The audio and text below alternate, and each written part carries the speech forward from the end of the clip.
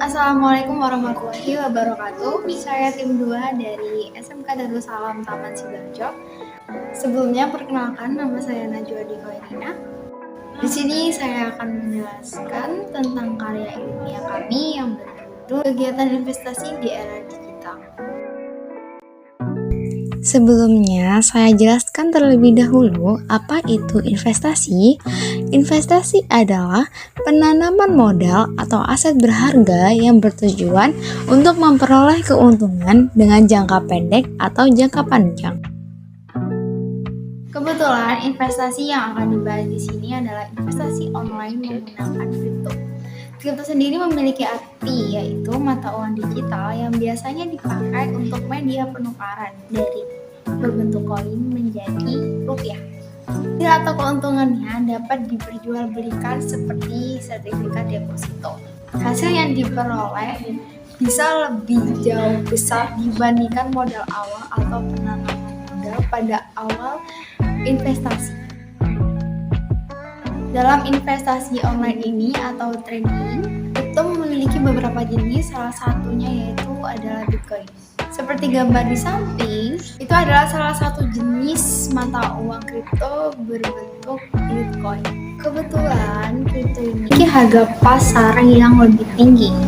Otomatis keuntungan atau hasil yang akan didapatkan jauh lebih besar dibandingkan modal awalnya. Bitcoin ini lebih banyak diminati oleh para investor pemula atau para trader karena harga pasar modalnya jauh lebih mahal dibandingkan jenis kripto yang lainnya.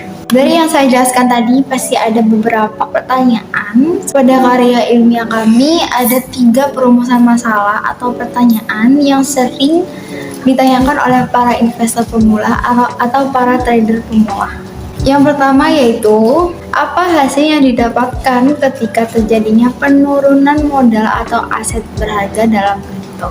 Yang kedua yaitu, bagaimana cara memilih aplikasi untuk kegiatan investasi yang tepat dan sesuai dengan hukum yang berlaku? Ketiga yaitu, apakah modal yang kita tanam dalam kripto terjamin keamanannya? Saya akan bahas satu persatu pertanyaan tadi. Yang pertama yaitu, apa hasil yang didapatkan ketika terjadinya penurunan modal atau aset berharga dalam kripto? Ketika aset kripto itu turun, otomatis hasil yang didapatkan pasti jauh lebih kecil dibandingkan modal awalnya. Jika modal awal besar, maka ketika aset kripto atau harga pasar modal kripto itu turun, maka otomatis modal awalnya lebih besar dibandingkan hasil yang akan didapatkan atau keuntungan yang kita dapatkan. Jadi ketika harga aset kriptonya itu turun, maka kerugian yang didapatkan jauh lebih besar dibandingkan modal awal yang kita tanam. Yang kedua yaitu, bagaimana cara memilih aplikasi investasi yang tepat dan sesuai dengan hukum yang berlaku. Dengan begitu, semua aset atau modal yang ditanam dalam suatu aplikasi tersebut akan terjamin keamanannya karena sudah memiliki syarat dari OJK dan juga pihak FPI sendiri. Modal yang ditanamkan dapat tetap terjaga dan diperbolehkan untuk dicairkan dalam mata uang rupiah. Bahkan dapat dicairkan melalui bank sentral yang ada di Indonesia. Sudah memiliki izin dari pihak MUI dan pihak OJK. Pertanyaan yang ketiga yaitu, apakah modal yang ditanam pada kripto dapat terjamin? Ketika pihak MUI sudah menjelaskan dan juga pihak OJK sudah menjelaskan bahwasannya kripto dapat diperjualbelikan dan juga terjamin keamanannya, maka pendapatan atau hasilnya dapat dicairkan melalui bank sentral yang ada di Indonesia. Jikalau tidak dapat perizinan dari negara Indonesia, maka keuntungan tidak dapat dicairkan di bank sentral yang ada di Indonesia.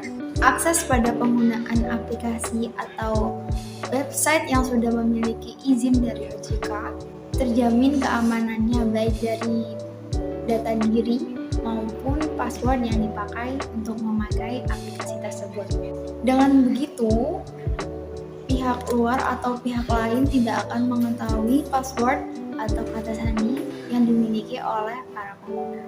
Pada salah satu aplikasi yang memakai media penukarannya menggunakan uang digital atau kripto, tidak terjamin keamanannya, dan juga penanaman modalnya akan diganti kepada pihak lain yang sudah mengetahui password atau berpindah ke pemiliknya.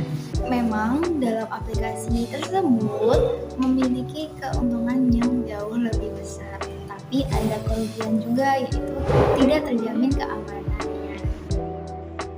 Dari semua yang saya jelaskan, semoga bisa bermanfaat. Jikalau saya ada salah kata ataupun yang saya jelaskan kurang dimengerti, maka saya mohon maaf sebesar-besarnya.